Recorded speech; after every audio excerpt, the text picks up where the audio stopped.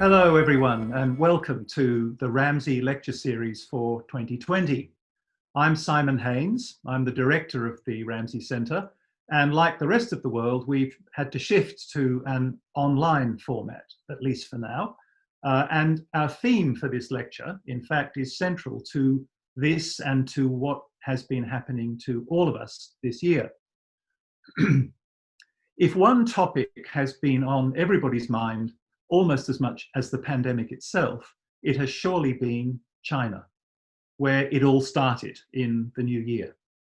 So we're very fortunate that our first speaker for 2020 is one of Australia's foremost China experts, Professor John Fitzgerald, who will be speaking on the topic, Trust in a Time of Pandemic, the Use and Abuse of Civilisations.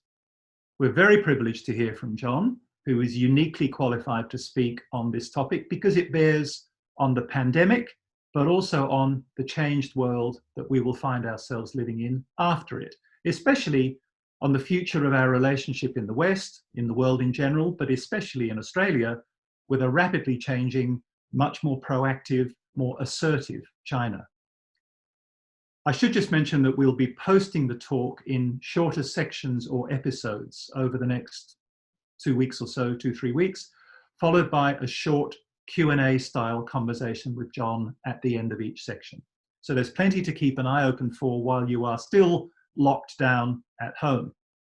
Watch out also for future lectures in this series, and you can also tune in to our Great Books podcasts being uploaded regularly in the coming weeks, including some topics that we hope will be of interest to higher school certificate students, school leaving students, and we hope of interest also to present and future Ramsay scholars studying for the time being at home.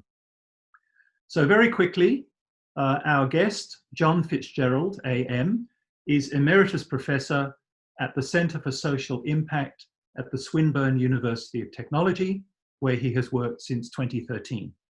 Previously, John served for 5 years as representative of the Ford Foundation in Beijing. He is a former president of the Australian Academy of the Humanities, and his publications have won international recognition, including the Joseph Levinson Prize of the US Association for Asian Studies and the Ernest Scott Prize of the Australian Historical Association. So here is John Fitzgerald on trust in a time of pandemic. Our subject is pandemics and civilizations and the problems of trust in the contemporary world. Our question is whether a country's civilizational heritage can be abused, particularly in discussions around world affairs, and whether cultural heritage can also be deployed in exposing and dealing with abuse when and where we find it. Our focus is on China and Australia, or more broadly, the West. Now, looking about us today, how would we say arguments about civilizations are featuring in global conversations surrounding the outbreak, the spread, and the management of the coronavirus, or COVID-19? Are we at liberty to refer to civilizations and traditions in trying to explain different national responses or continental responses to this major global challenge?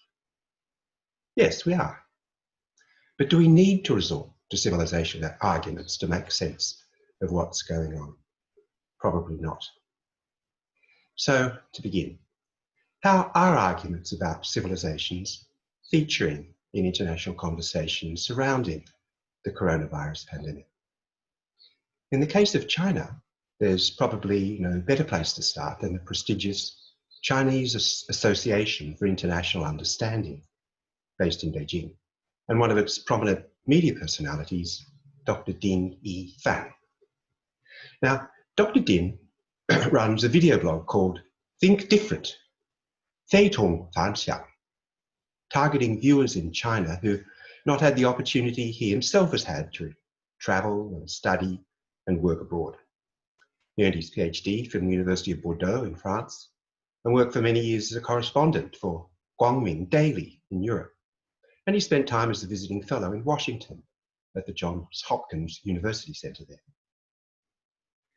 At the start of each episode of Thinking Different, Dr. Ding appears, cup of tea in hand, and peering directly into the camera, explains in slow and avuncular tones how the world really works.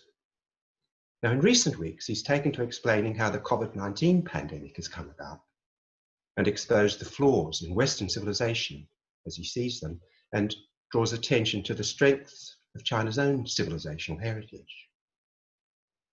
The pandemic teaches us, Dr. Ding says, that human life has very little value in the West, and this is not the case in China.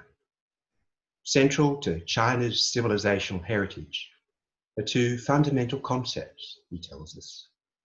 One, asserting the sanctity of human life, in Chinese, 人命关天, and the other, commanding respect for elders, captured in the Confucian term, xiao. Both are anathema to Western civilization. Because, he says, Western civilization is based on a different suite of fundamental principles. These are laid down in classical Greek and Roman mythology. In this tradition, sons murder their fathers, elders eat their young, for fear of being consumed themselves.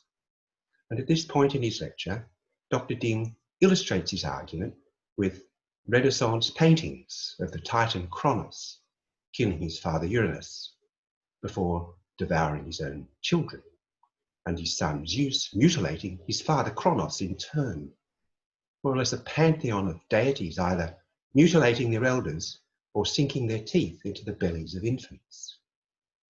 And this gruesome civilizational heritage, Dr. Ding continues, explains a great deal about the West and the difficulties had responding to the coronavirus. It explains, for example, why clinics and hospitals in Italy, home, he tells us, of classical Western civilization, had particular difficulty dealing with the virus, just as the myth of Zeus and Kronos would predict. In this case, doctors and nurses snatched respirators from the mouths of the elderly to preserve the lives of the young. In People's China, this would be considered a gross infringement of human rights, but not in the West. It comes naturally to Westerners because disregard for life and disrespect for age are baked hard into Western civilization. For all its material resources, the West lacks the cultural resources for dealing successfully with a global challenge, such as the current pandemic. China, by contrast, has civilizational resources in abundance, which explains why it has done better than the West despite its relative poverty. So success or failure in managing the pandemic comes down in the end to the strengths or weaknesses of a state's civilizational heritage. Well, we could probably agree with Dr. Ding that classical mythology does have a place in the tapestry of Western civilization. Along, we might add, with Judeo-Christian religious traditions, Norse legends, Celtic fairy tales, and much else besides. And there are good reasons for thinking these still matter in the contemporary world. But there are few compelling reasons for thinking that the tragedy which befell northern Italy under the coronavirus pandemic had anything to do with latent collective memories of Zeus or Kronos. There are simpler, contingent explanations for the arrival, the spread, and the impact of the pandemic that don't require us to fall back on vague civilizational claims. And most of these contingencies involve People's China.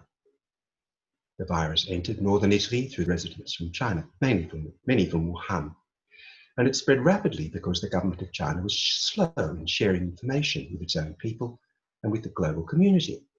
For some weeks over Chinese New Year, when many hundreds of millions of people would normally be expected to take to the roads, to the rail, to the air, to visit family and friends in China and abroad. The mortality rate was especially high in northern Italy because the speed and the scale of infections overwhelmed the local public health system, as they had done in Wuhan, sadly. Decisions had to be taken around the allocation of respirators and other health equipment because there was insufficient to go around. While we can't be certain about the criteria that were employed in their allocation, Australian ethicist Peter Singer has indicated that all decisions were taken with ethical considerations in mind. That is, decisions surrounding the allocation of equipment and resources.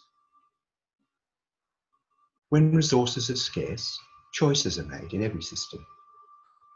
The New York Times reports that when personal protective equipment was scarce in Wuhan, for example, available supplies were first distributed to party and government officials ahead of health workers and infected citizens.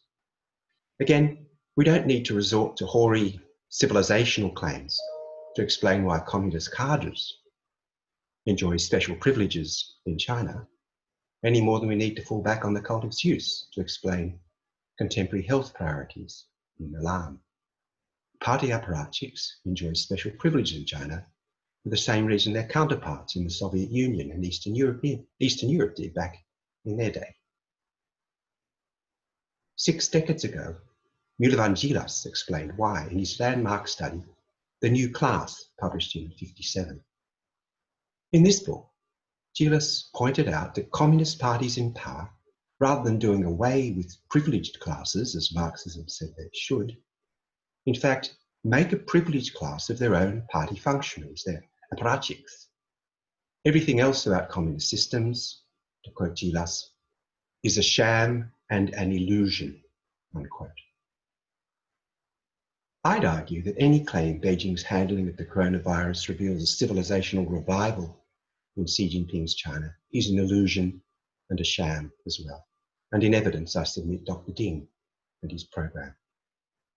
Well, that's been really, really fascinating, John. And look, just to start off, and in relation to your account, amazing account of the activities of Dr. Ding, I don't suppose we need to dwell on his extraordinary comments about the behavior of doctors and nurses in Italy vis-a-vis China. Let's sort of draw a veil over that one. But I'm tempted to comment that Italy itself is a major participant in China's Belt and Road Initiative, up to a total, potentially, I think, of contracts worth $20 billion. And that means a lot of Chinese physical and investment presence in northern Italy. So whatever they may think, or whatever Dr. Ding may think, this is clearly an important place for China.